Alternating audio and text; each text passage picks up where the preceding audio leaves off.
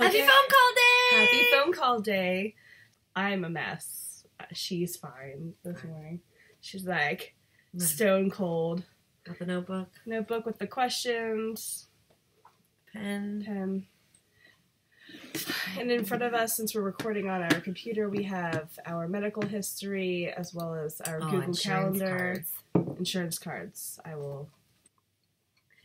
Hello? Caitlin. Yes, this is Caitlin and my wife, Stephanie. Hello, good morning. Hi, Stephanie, Dr. How are you guys? Good. Well. We're so excited to speak with you. Thank you so much for calling us. 33, 35, any children? Nope. With either of you? Okay. No. And have you guys ever tried to conceive? No. We're at the very beginning. All right. And do you have regular cycles? I do. Any medical issues? Currently, I have been having gallbladder issues, and they are removing it on September 1st. Okay. Any other medical issues? No, they did a, what was the name of that? I forget the test. Are you talking about the OB test? Yeah, the OB did a, I forget it. Colposcopy. Did a colposcopy, Right. and, And have you guys had any fertility treatment yet? No, we just had one appointment with a clinic down here in Pittsburgh. Did you see someone? Yes. And did you get an HSG dye test or any blood work? We at all? didn't. Nope. It was sort of an initial visit just like this. Did you get an ultrasound to look at your uterus? Nope. Okay. Stephanie. Yes. How young are you? Oh, I like that. I'm 35. 35.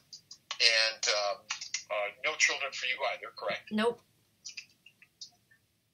And cycles are regular?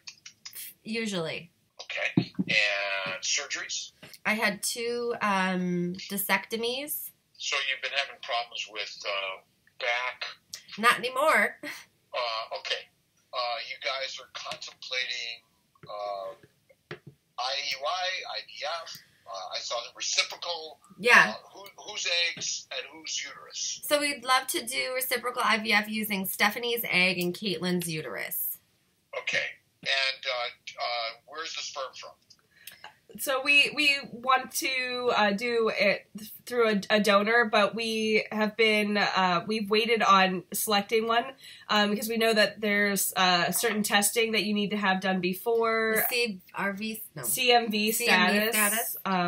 Because like some they say that if we're like depending on if we are CMV positive or negative, it depends on what donor we. Your CMV status doesn't matter. Okay. Oh. In my opinion. Okay. I'm sorry. So you're going to use a sperm bank donor? Yes. Okay. So Stephanie's eggs. Yep. So you take shots for 10 days. Yep. To stimulate the ovaries. We then will retrieve the eggs, make the embryos. I recommend freezing the embryos. Yep. Then I recommend preparing Caitlin's uterus for transfer, although it can be done simultaneously. We use estrogen to prepare the uterus and then progesterone to further prepare it. And then on average, based on your ages, we transfer one embryo average, and then we occasionally can do up to 2. But it's mostly the 1 is the number. What's the difference between freezing the embryo and doing it simultaneously, other than the process? It's just the timing. For your guys' case, it doesn't matter. Okay. If you're doing a stimulation to retrieve eggs and then transfer the embryo in that same uterus, there's some issues that come about due to the stimulation, due to inflammatory processes. Okay. So that's kind of a factor in all this. Yeah, and so, I mean, again, you can do the retrieval at any time, make the embryos, freeze them. We do a lot of day 3 cleavage freezing and a lot of day 5 blast freezing. It all depends on your history, the story, and how many embryos you make. I'm not a big proponent of PGS, which you've probably heard about. PGS? Actually, we don't know what PGS is. It's biopsying embryos to try to find out their genetic makeup. No, we don't want to. No. Yep. Yeah, I don't believe in it myself personally, unless this. But we do it if you want it. I'm a big proponent of make embryos and put them in, and then do everything you can to reduce the inflammation in your body. Questions? So since we live in Pittsburgh, how would it work that we're in Pittsburgh and you're... The IVF lab is the key. It's the hub. But basically, you do your monitoring there or up here. Stephanie will take the shots for 10 days, the gonadotropins to stimulate the ovaries. Our average dosing is 300, which I put people on the average dose based on your height and weight and your age. And then if you want to come up here at some point, basically I have a travel team that helps with that. If you wanted to come up and stay, we can help do your monitoring. We have a slight additional charge with that, but we'll make it easy for you. But my team here is amazing, and they do monitoring for people in a 2 to 4 hour range. But again, the monitoring can be done by a local OBGYN, local hospital, local radiology, and we try to make it as easy as possible. Can you explain a little bit more what the monitoring process is, so we could talk to our OB about doing it here? Absolutely, and we'd be glad to talk to them also. But basically, Great. You order up your meds, you'll have your medications, you'll call with your period, you get a baseline ultrasound and blood work with your OBGYN radiologist, and then relay the information to us, and we'll give you all your instructions. Okay. We'll take these shots once a day, usually in the morning or at night, for 10 days. You'll get an ultrasound, usually day 1 or 2 of the medications or your cycle. Then on day 4 or 5, 6 or 7, 8 or 9, or 10 or 11, you get about 4 ultrasounds and blood work approximately every other day during the process, and then we'll relay your information. Okay, perfect. When your eggs are mature by ultrasound and blood work, and there's a pretty standard approach to this, usually about day 10 is the average day to take the trigger shot. And then 36 hours later, approximately, we'll do a retrieval in our office under IV sedation in Syracuse. Okay. The procedure takes 5 minutes.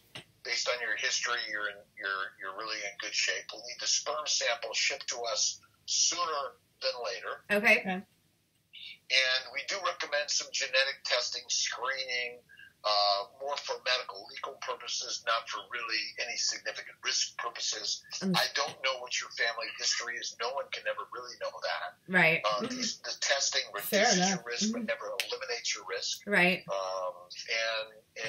And basically, you'll take. Let's say you're ready for retrieval on a Wednesday. Your eggs are ready based on ultrasound and blood work. You'll take a trigger shot Wednesday night, and you'll do a retrieval Friday morning in the Syracuse office. Okay.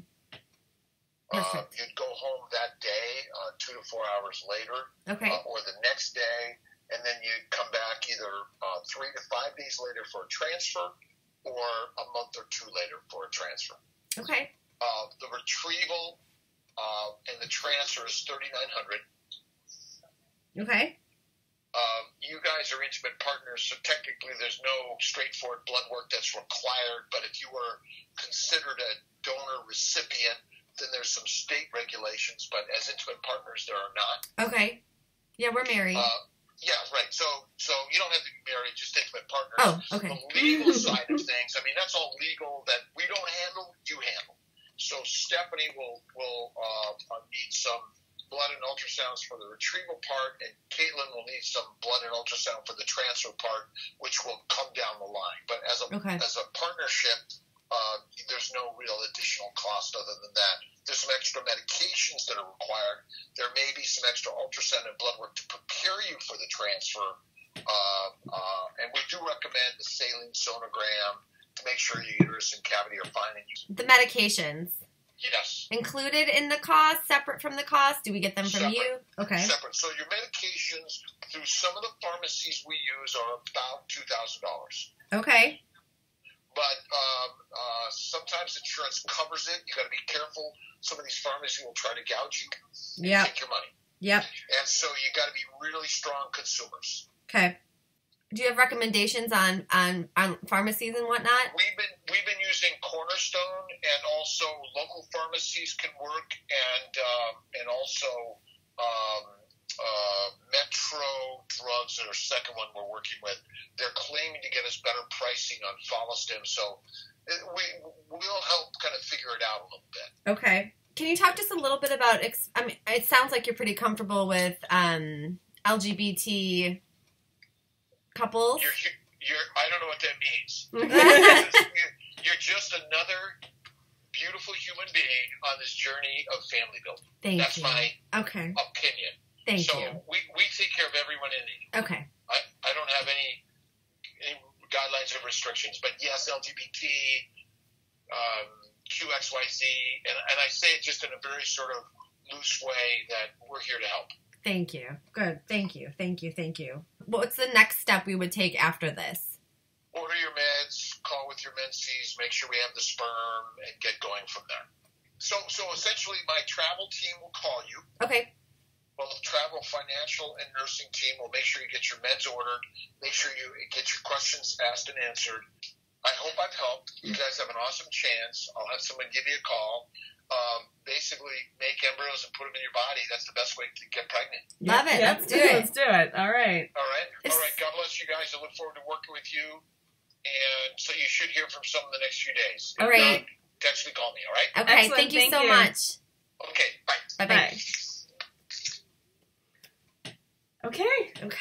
All right. That was. Well, you know what? I'm happy to see that not a lot of the answers are different from the answers that we got in the first initial appointment. No, he definitely has his own approach. But as did, everyone the other doctor. I like that he keeps the whole thing simple. I like that he's like, make embryos, put them in your body. Yeah. Make the embryos, put them in your body. Yeah. Okay. Let's just do that. So, okay. Yeah. The cost is just so much. It's just so much cheaper that, I think that if you're knowledgeable about if we say, keep asking a million questions, I think this will be worth it. Yeah, absolutely. All right, so that was the phone call. One step closer. All right, one step closer. Thank you so much for watching and following us as we go through this IVF journey. If you haven't already, please click subscribe. And also, you can find us on Facebook and Instagram at The Muczyks.